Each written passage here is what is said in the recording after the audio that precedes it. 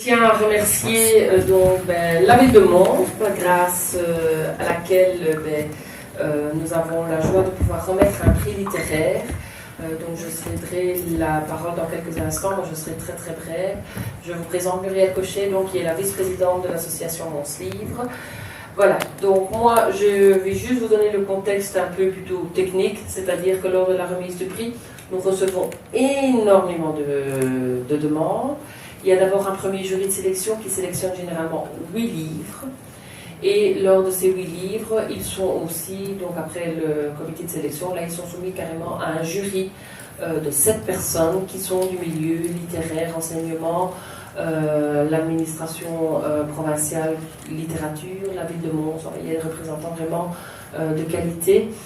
Nous avons quelques membres du jury dans la salle. S'ils souhaitent donc après s'exprimer à titre privé, ce serait agréable, mais je ne forcerai pas parce que tout le monde n'a pas nécessairement envie de savoir qu'ils sont dans le prix du jury. Voilà. Moi, juste à titre personnel, j'ai lu les livres. À titre personnel, je n'ai pas donné ma cotation. J'ai eu des petits coups de cœur, qui ne sont pas nécessairement peut-être dans la trilogie, ou voilà, je m'abstiendrai moi sur ma perception des choses. Je vais passer la parole à Catherine, et puis je vous donnerai juste les 3 derniers pour faire un peu durer le suspense. T'as pas plus en plus. Merci Catherine. Un duo féminin de Catherine, évidemment, et de Muriel, bien entendu, pour cette remise de prix aujourd'hui. Alors, il y a plusieurs auteurs que vous allez découvrir si vous ne les connaissez pas encore. Et moi, je voudrais juste dire un mot par rapport au salon. Donc, c'est la 11e édition, un salon qui a pris une ampleur phénoménale, bien au-delà du Hainaut, de la Fédération Wallonie-Bruxelles. Ça devient un salon vraiment international et qui est pointé vraiment par les spécialistes en la matière. On entend des gens qui viennent de partout, de Bretagne et d'ailleurs, donc ils font des kilomètres et des kilomètres pour venir à ce salon qui est vraiment un gage de qualité. Il a pris vraiment une ampleur incroyable, et quand on voit le nombre d'auteurs qui sont présents, qui pratiquent des dédicaces, d'illustration aussi, parce qu'il y a beaucoup d'auteurs de bande dessinée qui sont présents. Mais franchement, il a commencé de façon un peu plus intimiste il y a quelques années, et puis maintenant il y a une ampleur incroyable. Les gens font la file, les gens achètent des livres, et donc ça fait du bien de voir aussi que la lecture, elle est toujours aussi importante. À l'heure où on parle beaucoup des technologies, et je suis échevine de l'enseignement, je suis échevine de la culture et de l'enseignement fondamental à la ville de Mons. On parle beaucoup des technologies, ça a été à la mode, à un moment donné, il fallait mettre des TBI dans toutes les classes, etc. Mais je me dis, un retour à l'essentiel, c'est quand même important. Savoir lire et savoir évidemment écrire, ce sont les bases fondamentales d'un bon enseignement. Et donc pour moi, c'est vraiment important de retrouver son salon, d'être là. Et la ville de Mons, évidemment, dès le début, a soutenu ce salon, et on continuera par le futur à le soutenir, parce que c'est quelque chose qui nous tient vraiment à cœur, et ça a vraiment des retombées aussi, il faut le dire, aussi économiques pour la ville, qui sont très très importantes. Mais au-delà de tout ça, c'est ces rencontres magnifiques qu'on peut faire dans les dédales du salon avec tous ces auteurs qui sont présents, qui sont présentes ici et qui sont présents là-bas. Et je salue vraiment très chaleureusement, et merci à toi et à ton équipe, parce que c'est une petite équipe qui travaille depuis de longues mois pour que ça arrive, pour que à la bonne date. Et donc vraiment, on est très très heureux, et encore toutes mes félicitations. Merci beaucoup.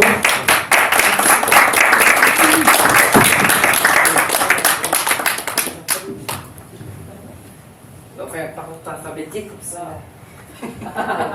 Ça diminue encore. Je vais appeler Madame Françoise Oudard.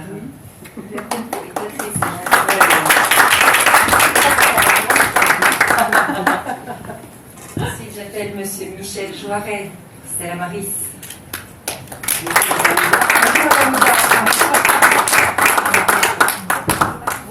Et Madame Caroline Blomin pour un. Ouais!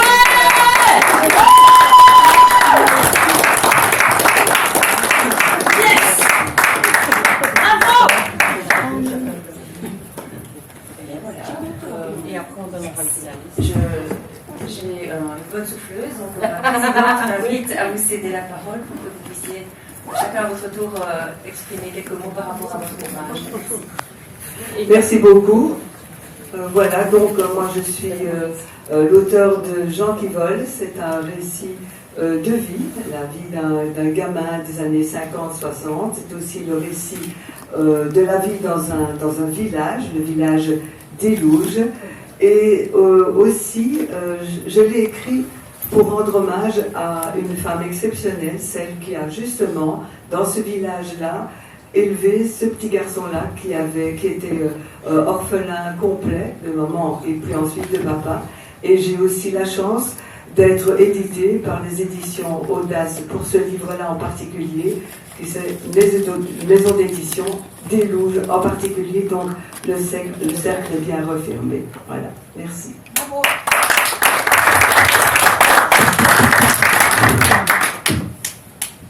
Bonsoir à tout le monde. Je dois vous dire que en venant de Bruxelles, je me retrouve ici chez moi parce que j'ai passé la moitié de ma vie dans le Borinage et j'en ai gardé plein d'amis, y compris parmi les auteurs qui participent à ce concours. Alors je crois que tout ce qui se passe en faveur du livre, que ce soit dans l'enseignement ou ailleurs, dans les foires du livre comme celle-ci, pour moi ça prend tout son sens. Et surtout maintenant, je trouve que c'est très très important. Vous avez rappelé avec beaucoup de pertinence l'importance de la lecture et de l'écriture. Eh bien, je crois qu'il faut répéter ça un nombre incalculable de fois, à la fois aux élèves et aussi aux enseignants. À tout le monde. À tout le monde. Voilà. Alors, comme Françoise, je vais vous raconter la petite histoire de roman, en fait. Voilà. J'ai voulu que ce roman, qui s'appelle Stella Maris, vous savez, Stella Maris, quand vous allez à la gare du Nord, à toutes les plages, vous avez une maison comme ça qui s'appelle Stella Maris, il y en a partout. C'est l'endroit où une famille se retrouvait en vacances, de manière très heureuse, à des moments précis de l'année. Et c'est un roman qui pour moi est un hymne à la vie, c'est-à-dire que mon personnage connaît d'abord les pires choses qui peuvent survenir à un être humain. Il perd son épouse dans la maladie, il perd ses amis par la force des choses, et il décide de se réfugier là où il peut, c'est-à-dire devant la mer. Alors j'ai toujours dit que la mer, pour la plupart d'entre nous, ce n'est pas seulement MER, c'est ME, accent grave, RE, bien sûr. Alors il se retrouve là, je ne sais pas très bien pourquoi il y est, mais il sait qu'il doit y retourner. La mer, c'est vraiment fondamental. Et puis, bien entendu, pendant les premières semaines qu'il vit là-bas, les choses sont très très difficiles parce qu'il a plein d'images funèbres d'abord, et puis de disparitions, de relations, d'amis, etc. Puis un jour, comme la vie qui passe, comme un cœur qui bat, évidemment, voilà qu'il rencontre une jeune indienne qui est guide, qui fait passer des groupes dans les endroits les plus intéressants d'Ostende. Et voilà qu'il se met à lui parler, qu'ils se mettent à se fréquenter peu à peu, malgré les circonstances. Il a toujours la douleur en lui, mais ça, vous verrez la suite peut-être dans le roman, les choses vont se passer de manière très étonnante finalement. Et je vais terminer par ce que j'ai commencé à dire. Je crois que la vie reprend toujours ses droits, sauf quand la vie n'est plus la vie, bien entendu. Voilà. Je vous remercie à tous. Je suis très honoré d'être ici. Très ému aussi parce que j'ai plein d'amis, je vous dis partout à Mons, que je les ai gardés, qu'ils viennent à Bruxelles, je me déplace à Mons. Nous ne nous sommes jamais quittés. Merci.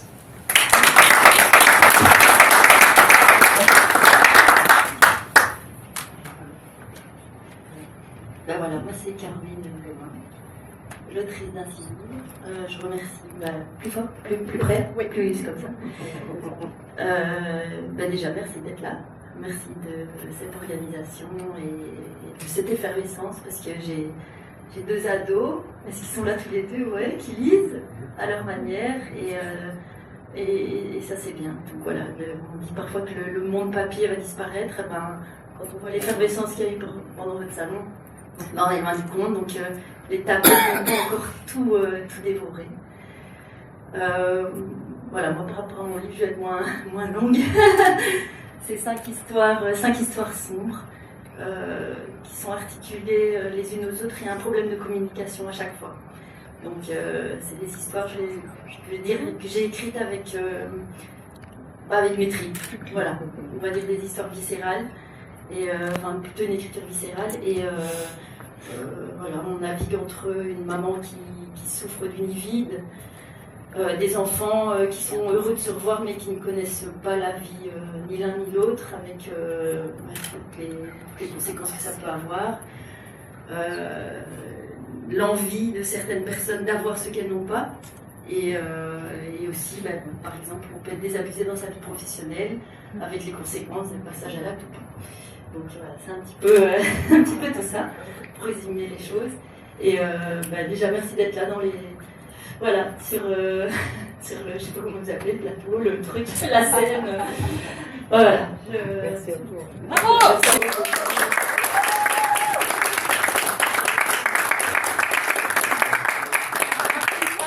Voilà, je vais laisser l'honneur à Madame Lichvin donc de remettre le prix aux finalistes.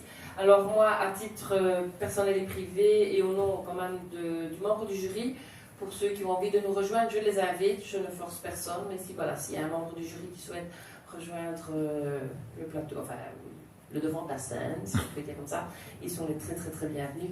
Je peux vous assurer que il faut vraiment féliciter les 3 lauréats ici.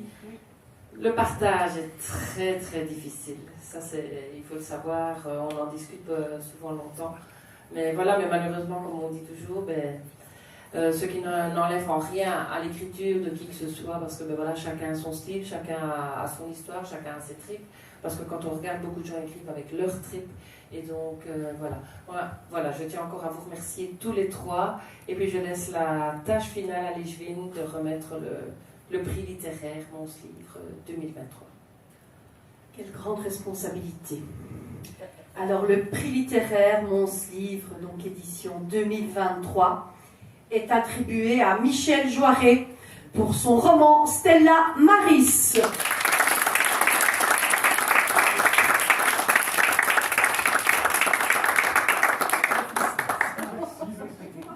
vous embrasse. Voilà, je vous le donne.